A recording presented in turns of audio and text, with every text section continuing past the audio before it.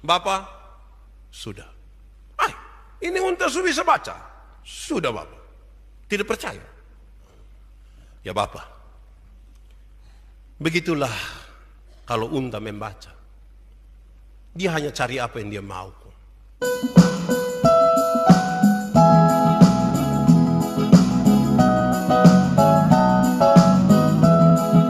Gereja dalam ketekunan dan keberanian. Pembacaannya terambil dari Ibrani pasal 10 ayat 19 sampai ayat yang ke-39. Bapak Ibu Saudara-saudara, shalom. Sekali lagi shalom. Kita belajar soal tema gereja dalam ketekunan dan keberanian. Sekedar untuk mengingatkan dan menegaskan sesuatu, saya membaca satu kisah bilang begini. Nasruddin Hoja dikenal sebagai seorang guru yang bijaksana sekali. Satu saat dia dipanggil untuk ketemu dengan Timur Leng, seorang kaisar yang kejam sekali. Kaisar ini ingin menguji dia dan kaisar bilang begini, Timur Leng bilang begini, Nasruddin, engkau guru yang sangat bijaksana itu dan bisa mengajarkan orang pintar sekali. Dengan rendah hati Nasruddin bilang, ya tugas guru begitu Bapak. Oke baik, sekarang saya ingin supaya engkau menolong saya. Apa itu? Engkau harus ajar saya punya unta ini untuk bisa membaca. Dia tahu bahwa ini berhadapan dengan masalah. Sebab Timur Leng punya hak untuk membunuh siapapun yang dia mau. Engkau harus ajar saya punya unta ini untuk bisa membaca dan waktunya hanya 1 bulan. Dia sorong ini tali kekang unta. Nasruddin terima. Dia jalan pulang sambil pikir-pikir mau ajar unta membaca ini. Bagaimana? Jalan-jalan sampai rumah dia pikir-pikir. Oh, dia temukan cara. Dia suruh unta buka buku kan tidak bisa. Terakhir di setiap kertas ini, lembaran-lembaran kertas dia taruh kacang. Ini kan makanan unta ini. Unta mulai buka ini kertas satu persatu. Satu persatu. Persis seperti orang baca buku. Dia lakukan itu 1 minggu, 2 minggu, 3 minggu. Dan ini unta ini makin bagus buka-buka buku. Sampai satu saat dia tidak taruh kacang lagi, unta tetap buka buku. Dengan yakin sekali dia tarik ini unta menuju Timur Leng. Bapak, sudah. Ini unta sudah bisa baca. Sudah Bapak. Tidak percaya. Dia kasih. Memang di dalam dia taruh ini kacang. Ini unta mulai buka. Kaisar agak kaget juga. Terus untuk mencobai Nasruddin dia bilang begini. Tapi dia baca bilang apa itu?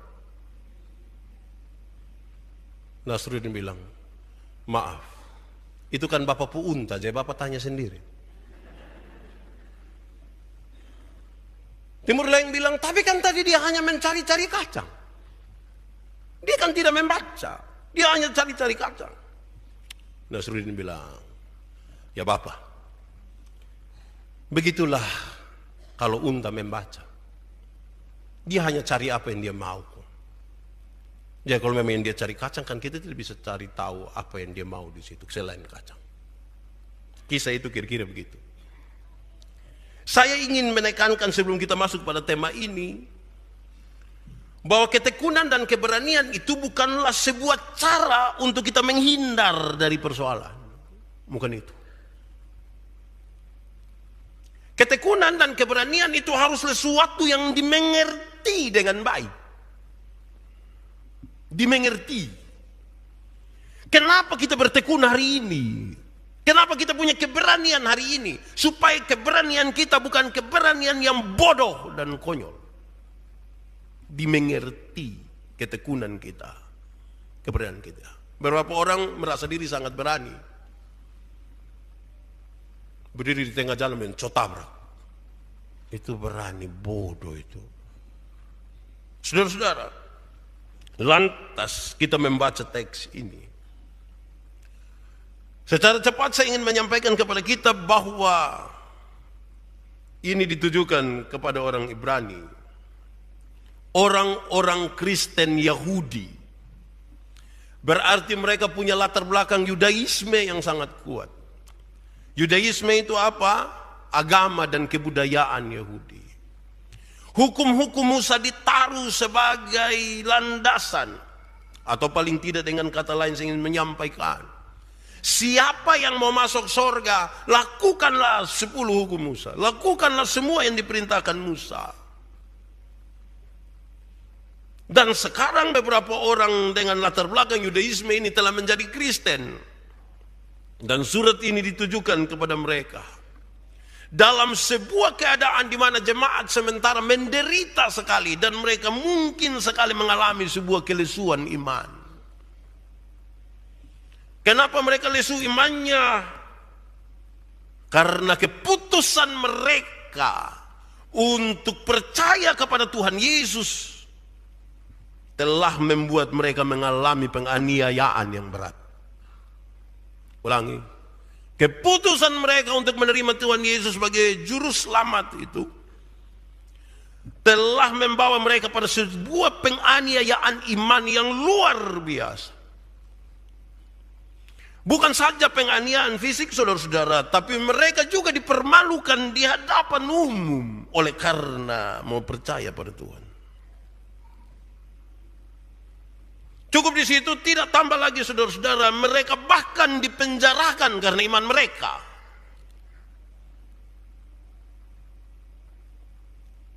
Seluruh harta benda mereka dirampas.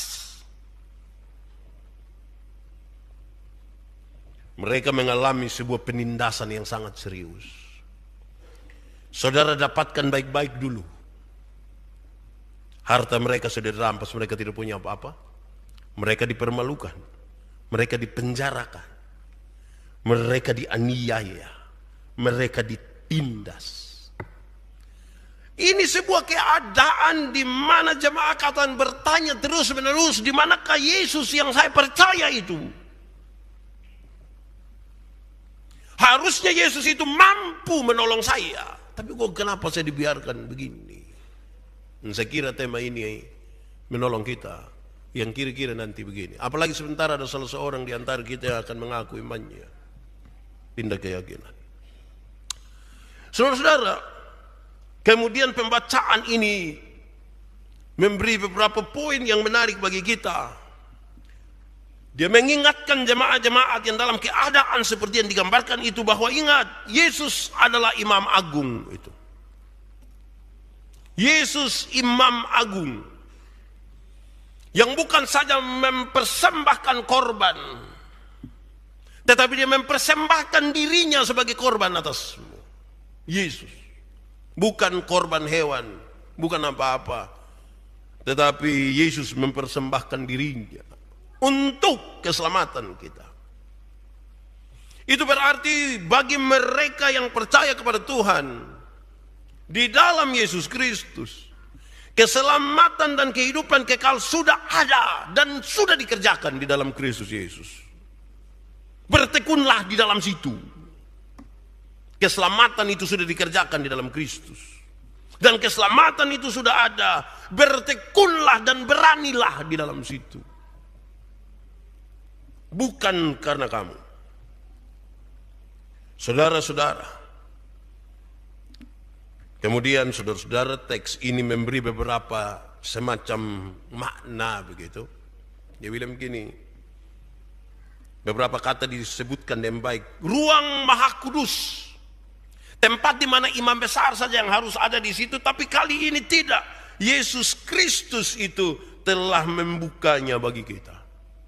Ruang Maha Kudus itu selalu menjadi gambaran akan surga. Tempat di mana Allah itu ada. Dan sekarang kamu bisa ada di situ. Oleh karena Yesus Kristus. Bagaimana kamu bisa ada di situ? Tabir telah dibukakan.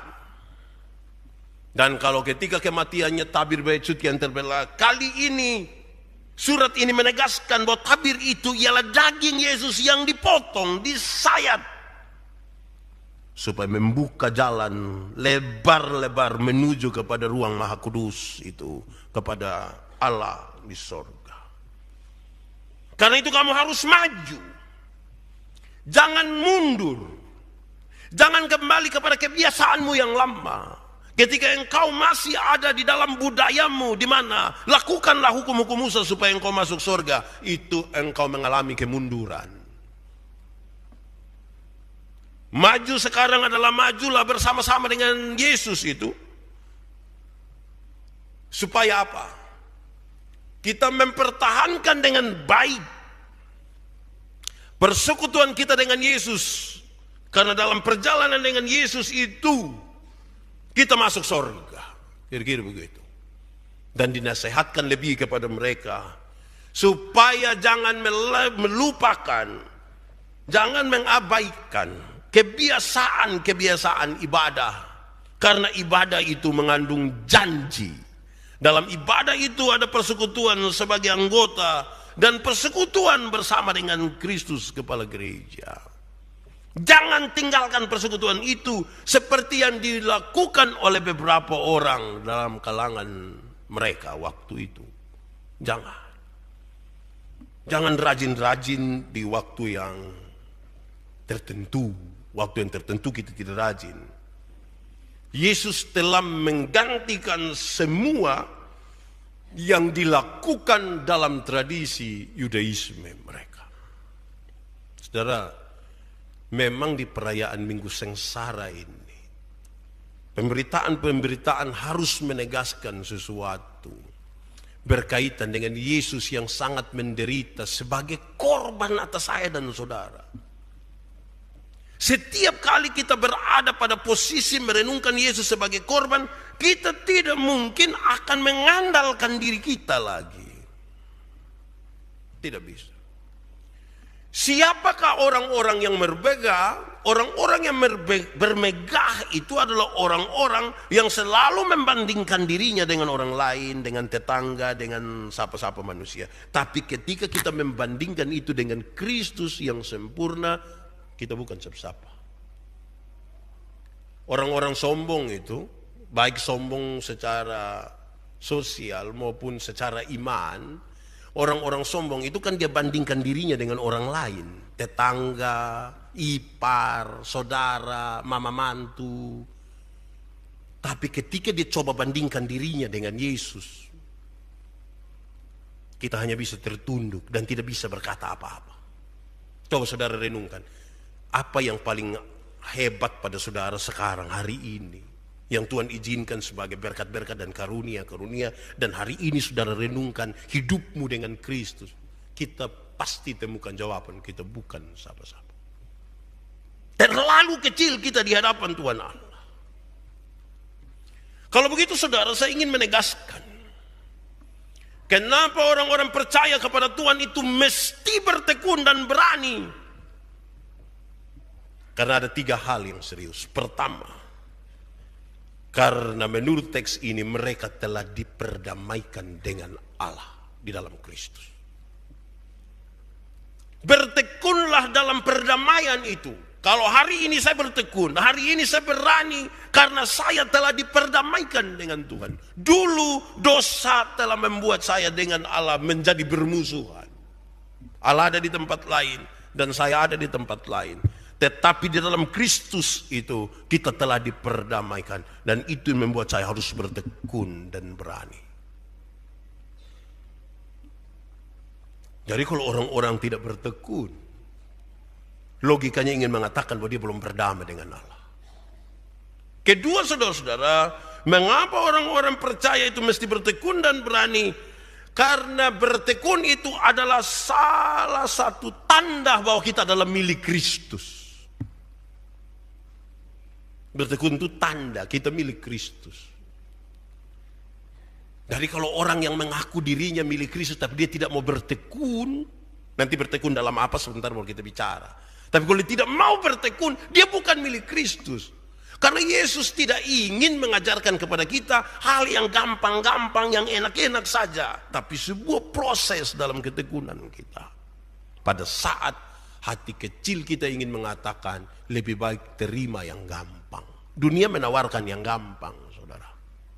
Ketiga, kenapa orang-orang percaya mesti bertekun dan berani?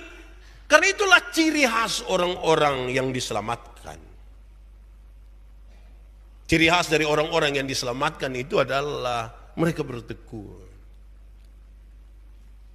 Saudara bayangkan ketika jemaat mula-mula, mereka dengar khotbah Petrus dan mereka kemudian berkumpul, mereka bertekun, mereka berbagi, mereka memuliakan Allah, mereka memecah-mecahkan roti sebagai tanda merenungkan kembali makna Yesus mengorbankan dirinya. Saudara-saudara, saya baca Kamus Besar Bahasa Indonesia dan dia memberi pesan begini. Bertekun ialah berkeras hati sungguh-sungguh. Sungguh-sungguh, tidak main-main. Tetap berpegang teguh dan bertelekan, artinya terus menerus di situ. Bertekun. Jadi bertekun itu terus menerus, berpegang teguh dan sungguh-sungguh. Bertekun itu bukan, itu dia pun nama bertotok, bertotokkan itu. Bertekun itu terus menerus, berpegang teguh, bersih keras hati. Tidak, saya yang ini. Silakan, kamu mau dengan mana pi mana, tapi saya ini. Itu bertekun. Menurut kamus. Berani berarti, kamus bilang begini, berani berarti mempunyai hati yang mantap dan rasa percaya diri yang besar dalam menghadapi bahaya, kesulitan dan lain sebagainya. Dia tidak takut, tidak gentar dan tidak kecut. Itu berani. Itu menurut kamus. Lalu kalau kita baca Alkitab, ketekunan dan keberanian itu bisa terjadi karena dua hal. Ketekunan dan keberanian itu bisa terjadi karena dua hal. Satu, ketekunan dan keberanian bisa terjadi karena ujian iman. Ujian. Yang khotbah minggu lalu itu. Yang ujian kah atau pencobaan kah? Ujian atau pencobaan kah? Itu ketekunan bisa terjadi ketika kita mengalami ujian. Karena ujian bermaksud untuk kasih naik, pencobaan bermaksud untuk kasih turun. Minggu lalu saya berkhotbah di gereja Marturia. Terus saya cerita kisah tentang itu pada itu ibu itu yang don jalan-jalan kau naik ketemu uang 2.000. Terus ini ibu mau tondo kau ambil. Dia pun suami mama, jangan. Kenapa, Bu? Itu bukan kita punya. Tapi kan tidak ada orang lihat. Dia pun suami bilang, sekalipun orang tidak lihat, itu bukan kita punya. Ya sudah, dong lewat. Beberapa ratus meter ke depan ada uang 100.000. Dia pun suami mau tondo kau ambil. Dia pun istri bilang, papa, jangan. Kenapa? Itu bukan kita punya. Tapi kan orang tidak lihat. Dia pun istri, tadi kan papa bilang, sekalipun orang tidak lihat, itu bukan kita punya, jangan ambil. Lalu dia pun suami bilang, mama, kalau satu hal yang sama Tuhan izinkan terjadi 2 kali dalam kita hidup, itu berarti Tuhan punya maksud. Kira-kira dapat pilih uang tuh, itu termasuk ujian kau pencobaan, no. Itu termasuk ujian kau pencobaan, no. Pak Pendeta, saya lagi tekun apa? Tekun dapat pilih uang ini. Itu memang aneh juga. Itu satu. Ketekunan bisa terbentuk dari ujian iman. Dan ujian itu membuat orang menjadi tekun, berpengharapan, dan pengharapan itu ada. Kedua, saudara-saudara, ketekunan itu terbentuk ketika orang mau menjalani kehidupan ini secara utuh. Ketekunan itu hanya ada ketika orang mau menjalani kehidupan ini secara utuh. Saya merenungkan firman ini tadi malam pada waktu listrik mati. Kan secara utuh itu kan harus ada listrik hidup dan listrik mati. Tapi secara naluriah kan saya suka listrik hidup terus. Ketekunan hanya bisa terjadi kalau orang mau menerima dua-dua. Waktu di mana dia susah dan sekaligus waktu di mana dia senang. Itu baru bisa ada ketekunan. Tapi renungkanlah sedikit saudara, bahwa sering kali memang kita tidak mau terima dua-dua. Kita punya kecenderungan untuk memaknai dan menjalani kehidupan ini sepihak, berat sebelah, yang baik, yang enak, yang menguntungkan, yang tidak sengsara, yang tidak susah. Padahal hidup ini bilang, ada waktu untuk senang, tapi ada waktu untuk susah. Menjalani hidup secara utuh adalah menjalani hidup di waktu senang, sekaligus menjalani hidup di waktu susah. Bersama-sama dengan Tuhan di waktu senang, juga bersama-sama dengan Tuhan di waktu susah. Nah, kita yang tidak mau jalani dua-dua, kadang-kadang kita sepihak sekali. Padahal menjalani hidup, Alkitab bilang waktu senang, waktu susah. Jadi kalau saudara sementara senang sekarang, ingat sedikit lagi susah. Kalau saudara sementara susah sekarang, sedikit lagi mati. Kan kita tidak tahu ini hidup ini dia pun akhir seperti apa. Tuh pada waktu kita senang atau kita susah kita tahu. Nah, jalanilah dua-dua. Itu baru ketekunan itu bisa muncul. Kalau tidak kita bukanlah orang bertekun. Nah, sekarang kita mulai saudara-saudara. Lalu gereja yang bertekun dan berani itu dalam hal-hal apa saja? Banyak. Nanti saudara boleh tambahkan. Saya hanya catat 9. Itu juga cepat. Ini baru jam 10 lewat 10. Saya catat 9. Satu saudara-saudara. Gereja yang bertekun dan berani itu adalah gereja yang terus bertekun dalam mengandalkan Tuhan. Teks tadi jelas. Pengandalan akan Tuhan untuk dua hal. Pertama, kalau mau masuk surga yang bisa kita andalkan hanya Tuhan. Tidak boleh ada hal lain yang kita andalkan. Teman-teman penginjilan bilang begini, kalau engkau jatuh 10 meter dalam dosa, tali penyelamatan Tuhan Allah itu panjangnya 10 meter. Tidak usah tambah kita pembenang sepotong dorang. 10 meter panjang. Sedalam apa kejatuhan kita, sedalam itulah juga tali penyelamatan Tuhan buat kita. Tidak boleh ada pengandalan akan yang lain. Untuk memasuk surga, gereja harus bertekun itu. Dan tiap-tiap saat gereja harus berani mengatakan itu. Kamu tidak bisa masuk surga karena selain kalau engkau mengandalkan Tuhan. Yang kedua, dalam kehidupan tiap-tiap hari sebagai gereja dan sebagai persekutuan pribadi dan persekutuan, Tuhanlah yang kita andalkan. Memang saudara, Tuhan yang kita andalkan tuh sering kali tidak bisa kita pahami dengan baik. Waktu di mana kita sangat tahu bahwa kita begitu menderita, justru waktu itu seolah-olah dia diam-diam saja. Yang di mana kita rasakan ini waktunya Tuhan, justru Tuhan bilang bukan. Justru yang kita rasa bukan waktu Tuhan, dia bilang sekarang waktunya. Aneh juga. Tapi itu syaratnya saudara. Kalau gereja mau terus bertekun dan beranilah untuk mengandalkan Tuhan. Jangan berani mengandalkan diri. Kita siapa? Tadi saya bilang, pada waktu membanding hidup kita dengan Tuhan, kita bukan siapa-siapa. Kita butuh mengandalkan Tuhan. Bagaimana sekarang saya mengandalkan Tuhan? Kalau saya haus akan Tuhan. Haus, merindukan Tuhan. Ini saya sering mengibaratkan Tuhan itu seperti air putih. Air ini baik,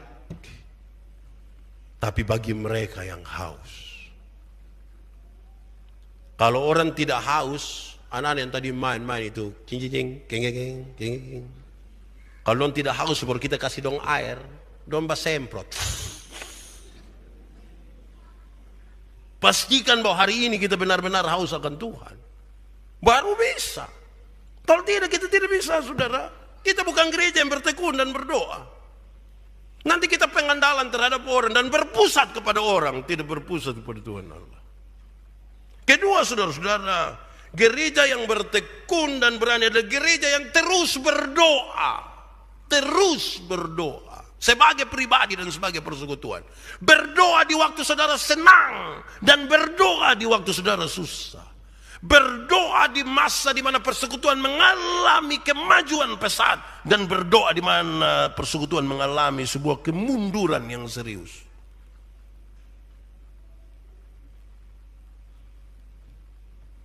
Saudara, ini positif sekali ya. Pada saat orang memandang kemajuan dengan pikiran negatif, pada saat orang memandang kemunduran sebagai itu, lusunai katumu itu. Justru pesan firman memberi pesan kepada kita, berdoalah. Saya berkhotbah bagi pejabat pengganti untuk satu badan milik pemerintah. Karena dia orang dari luar kantor itu. Saya bilang begini, bagi semua yang ada, terutama staf dan kepala-kepala bagian, saya mau kasih tahu, ini kepala yang baru ada. Tolong hormat dia. Jangan suanggi sendia. Belajarlah untuk menghargai bahwa ada orang lain.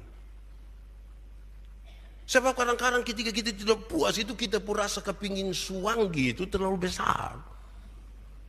Beberapa orang yang datang dari Jakarta waktu itu tanya suanggi itu apa? Betul bilang beju kurang tahu. Pokoknya suanggi lah. Suanggi. Tahu suanggi? Pernah suanggi? Suanggi. Pada saat kita melihat musuh orang lain punya kemunduran, itu sebagai kita punya bahan empuk untuk bicara tentang dia. Justru pesan firman ini rubah, berdoalah, begitu, berdoa, berdoa tuh itu luar biasa ya. Karena itu teruslah melakukan yang baik, itu yang ketiga, teruslah melakukan yang baik. Tetapi melakukan yang baik yang seperti apa? Yang keempat dibilang, melakukanlah yang baik itu dalam iman, melakukan yang baik dalam iman. Ada satu keluarga ada di sini hari ini, saya lihat ada. Saya tidak sebutkan nama. Mereka punya satu anak yang punya kebutuhan khusus. Dia sedikit terbelakang. Beberapa bulan terakhir ini saya mendampingi untuk ajar katekisasi. Rumit. Sampai saya berdoa, saya bilang, Tuhan tahu ya saya omongin dia mengerti kok tidak penting lagi. Yang paling penting adalah saya menjalankan tugas saya dengan sebaik-baiknya. Tapi kemarin ketika ketemu dengan dia orang tua, salah satu orang tua, kami bicara. Lantas, sebagaimana orang tua, dorang menggelisahkan lumpuh anak.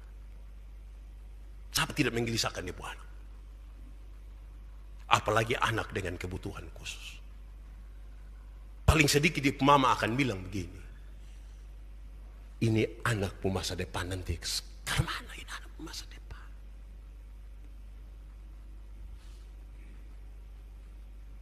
Saya menanggapi itu dengan catatan giri-giri begini. Pasti yang dipikirkan adalah baik kalau dia mati duluan. Maka kalau kita yang mati duluan sebagai orang tua,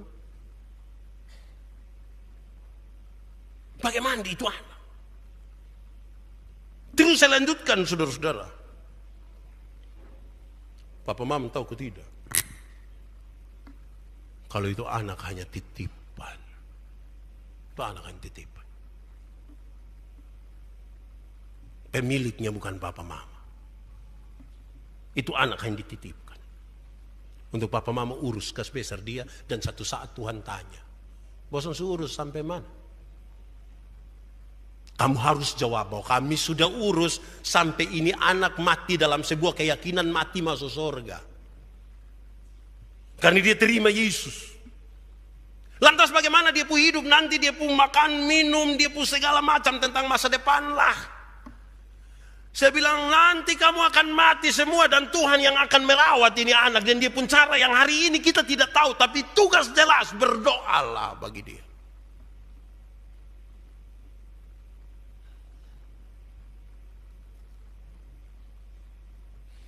Saudara-saudara, saudara tidak usah takut kan saya sudah izin bicara ini dari mereka. Saya suka tahu, besok saya omong Untuk menggugah saudara, saya kasih tahu beliau kemarin. Banyak orang telah mempersiapkan masa depan bagi anak-anaknya. Rumah, tanah, sertifikat, uang, berlian, segala macam. Tetapi barangkali mereka lupa mempersiapkan surga bagi anak-anak mereka.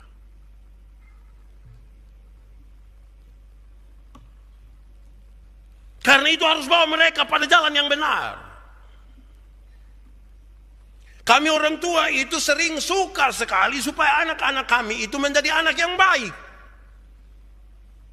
Dia tidak boleh nakal-nakal di pinggir jalan. Dia tidak boleh. Dia harus tetap ada di sini. Dia berlatih musik, bahasa Inggris, balet, segala macam. Kita mau kita punya anak begitu toh? Tidak salah. Pertanyaannya adalah, ada siap surga bagi dia atau tidak? Atau sampai sejauh mana kita bawa dia untuk memahami surga? Saya bilang kepada orang tua ini berdua, saya kagum dengan saudara berdua.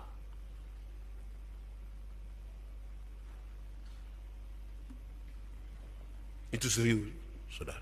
Gereja mesti terus melakukan itu kalau kita bertekun. Dan kita punya keberanian percaya bahwa Tuhan memelihara hidup anak-anaknya. Walaupun tantangan itu sering datang menggoda kita. Pikiran-pikiran kita ini menggoda kita. Kapan hari saya singgah di ATM BRI di samping apa itu? Taspen. Itu ATM itu agak lama. Saya orang ketiga di ATM bukan di orang pun keluarga. Di itu ATM. Saya orang ketiga. Lama lah tunggu terus datang satu ibu di sebelah. Berarti dia orang keempat di ATM, bukan di keluarga. Terus tunggu yang orang pertama keluar bilang, ini yang lama ini. Sudah, orang kedua masuk. Tunggu keluar.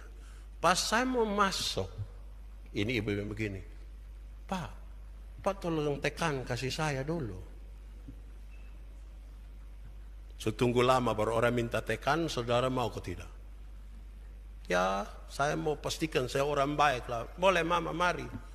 Terus kami dua sudah di dalam, saya bilang Mama, nanti Mama kasih tahu saya dia pun pin itu, kan saya tahu Mama pun pin, Mama bahaya itu. Dia bilang, kan nanti pin saya yang tekan sendiri. Jadi mulailah kami bercerita sambil bagian yang tidak menyangkut pin itu saya yang tekan. Sampai pin dia yang tekan. 2 kali terjadi. Pas habis langsung dia tarik keluar, saya pegang uang, pegang di ATM, terus dia begini. Ternyata saya duluan. Itu kayak saya mau kuti dia itu saudara. Tapi saya mau pastikan bahwa saya orang baik. Pas naik di oto ibu tanya, bikin apa di dalam? Saya mau omong tekan, salah. Saya biasa ada bantu itu ibu lah. Kira-kira begitu. Jadi bertekunlah beranilah. Memang kadang-kadang itu menggoda sekali saudara. Kita kejengkel, kita mau apa. Tapi dalam dunia ini ada orang yang bisa bikin enak-enak dengan kita. Ada orang yang bikin tidak enak juga dengan kita. Amin kok. Tadi pagi ada yang bikin tidak enak dengan saudara kok.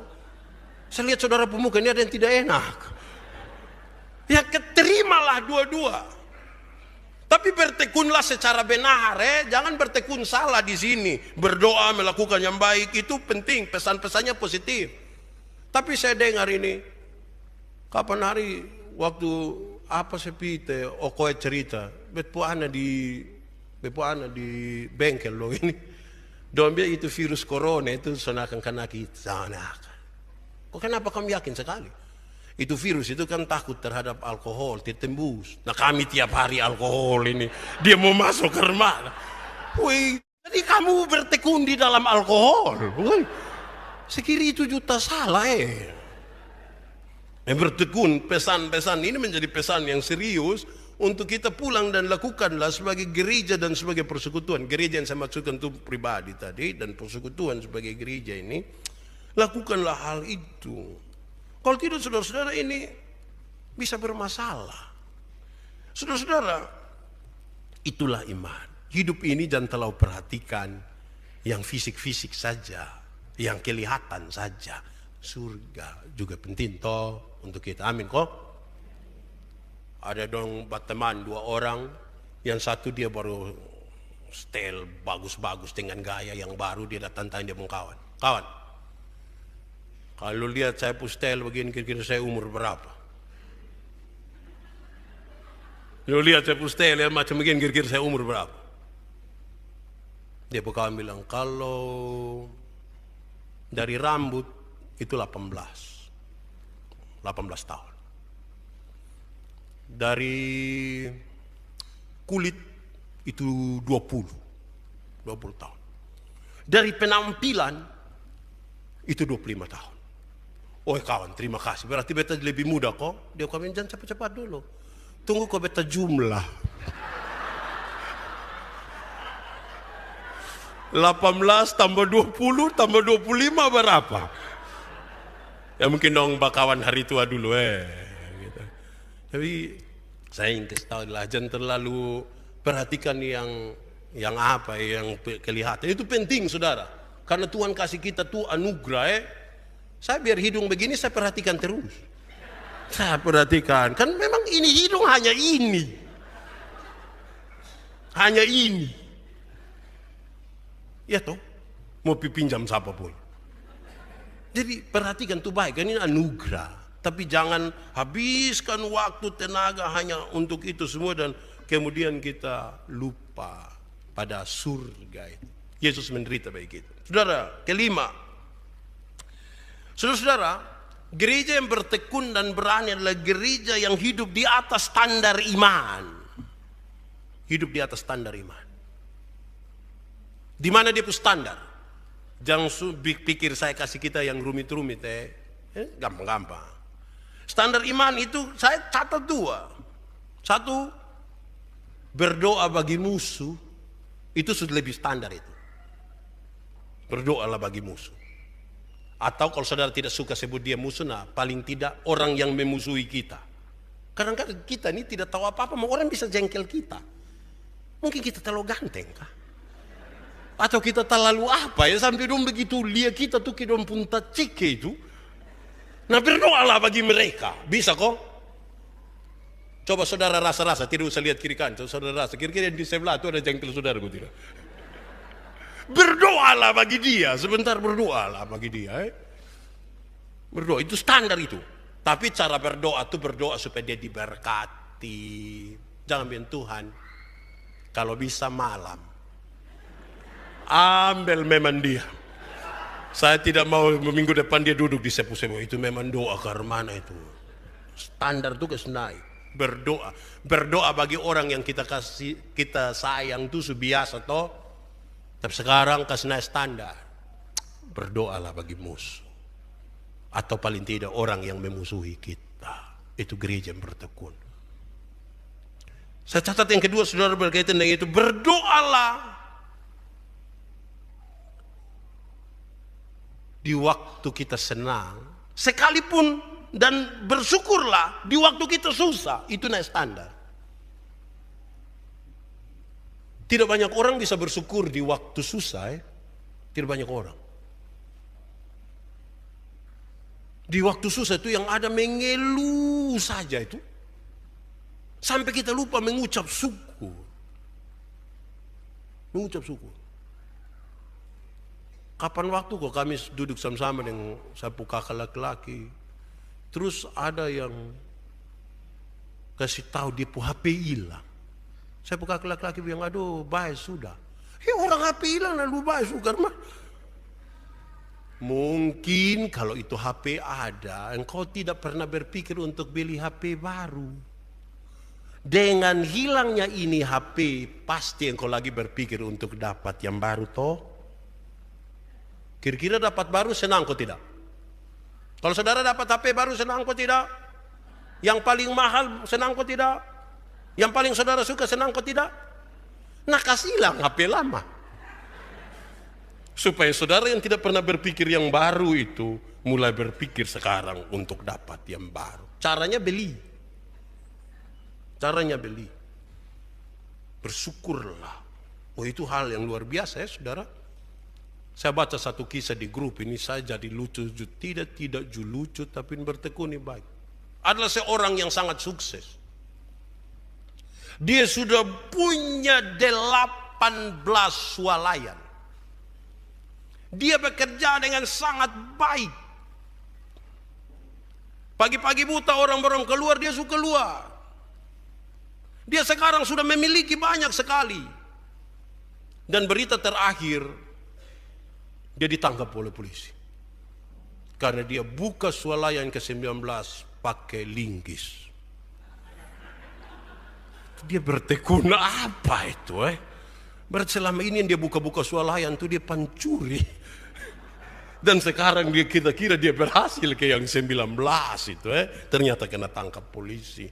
Aneh juga itu Saudara-saudara, saya ingin mengatakan kepada kita hari ini saudara-saudara, di waktu susah bersyukur, di waktu senang bersyukur. Itu kita naik satu kelas. Jangan di waktu senang kasih tinggal Tuhan, di waktu susah halalkan segala cara. Buka swalayan ke-19. Waktu senang. Tetapi ingat Tuhan, waktu susah bersyukurlah. Berikut saudara-saudara. Gereja yang bertekun dan berdoa adalah gereja yang berbicara dengan benar. Berbicara dengan benar. Punya data, punya semua. Sama si pendeta jemaat, saudara-saudara ada jemaat datang bilang, saya Bapak, ada jemaat yang omong. Saya bilang, jemaat mana? Itu yang lu omong, jemaat mana? Lu jangan omong bilang jemaat, jangan sampai lu sendiri omong, malu sengaja bilang jemaat. Omong! Saya hanya mau kasih tahu, supaya kalau berbicaralah dengan benar. Bisa dipertanggungjawabkan, punya data. Jangan kita tarik kesimpulan sendiri. Apalagi kita pakai silogisme. Pelajaran SMP itu waktu bahasa Indonesia, silogisme itu kira-kira begini. Semua penjahat memakai baju putih. Pendeta Yandi pakai baju putih. Kesimpulannya, Pendeta Yandi penjahat. Begitu kesimpulan mengerikan itu. Jadi berbicaralah sesuatu dan benar. Itu gereja yang terus bertukun itu. Yang berani menyatakan sesuatu karena benar. Karena benar. Tapi dia pembenar itu berhikmat. Di mana? Saya beberapa hari lalu pembinaan majelis jemaat di TDM. Saya bilang ada beberapa orang yang sibuk secara tidak wajar.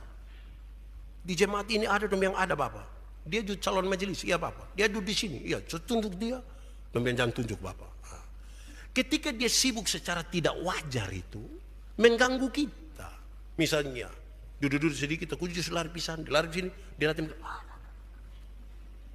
Memang akan kita kasih tahu dia pun tidak benar. Tapi cara kasih taunya bukan sementara dia ada batas ibu di sini kita juga batas ibu. Hei yang benar-benar itu benar. Itu kan tidak baik. Tunggu sebentar baru kasih tahu. Ambil sikap yang jelas di situ. Jadi kita berbicara sesuatu dengan benar, mempertanggungjawabkannya dengan benar. Itu gereja yang berani dan gereja yang bertekun. Saudara pasti tidak disukai. Karena yang salah saudara tegur. Tapi itu teguran menjadi penting. Karena dua hal. Satu, teguran yang nyata lebih baik dari yang kedua dia bilang begini. Untuk menegur kesalahanmu, aku tidak harus menjadi musuhmu. Tapi karena kita berkawan, kan kita bersaudara itu yang kita bakal tahu. Bapak mana di dunia ini yang lihat dia pun anak mau jalan-jalan, baru merayap-merayap menuju ke pinggir pagar, kau mau lompat turun, kita bilang anak terus dulu bapak juga begitu terus. Kan tidak. Anak mana yang dia pegang pisau kau main-main begini terus dia pun mama bilang kasteng kau potong ame dia kok dia rasa sedikit. Ada yang bisa bikin begitu kok? Tidak, kita akan bicara. Karena kan kita tidak disukai. Saya ingat saya dampingi satu nona. Waktu itu dia putus cinta. Dan dia rasa dia tidak bisa hidup tanpa itu laki-laki. Beberapa orang datang kasih tahu saya itu kan dia semua bunuh diri. Bapak-bapak datang kan dia semua bunuh diri. Saya pergi ini dia pegang pisau dong ada. Wah saya langsung tak ambil pisau. Wah. Tak itu saya suruh dong pegang baru saya tarik pisau saudara ini. Setelah itu pisau saya ambil. Dia menangis dan dia pukul. Saya sorong dia pukul. Wah banyak. Saya sakit. Saya hampir protes, kenapa pukul, kenapa tidak tidur saja. Dia pukul. Setelah saya rasa bahwa dia suka keluar itu semua, terus saya bilang, ambil pisau. Ambil pisau datang. Saya bilang bawa karton besar dengan spidol satu. Ambil pisau datang saya sorong dia. Ini, bunuh diri. Bunuh sudah. Dia langsung.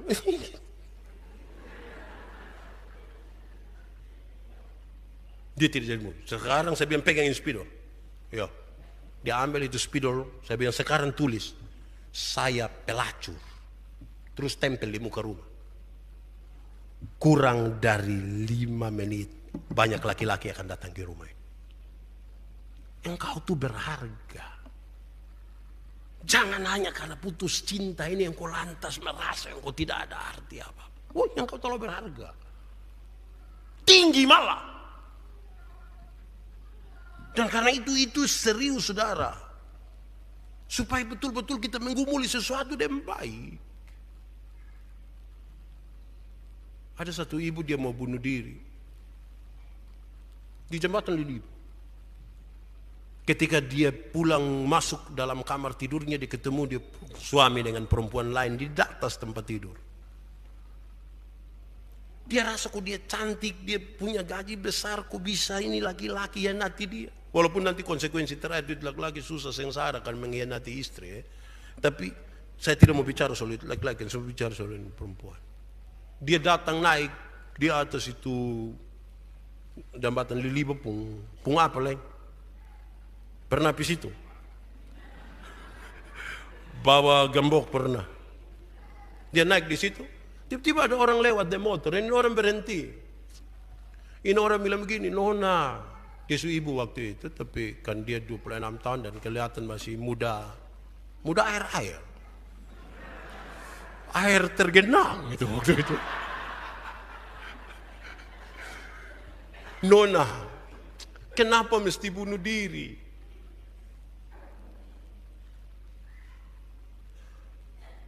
Hal apa yang tidak bisa diselesaikan?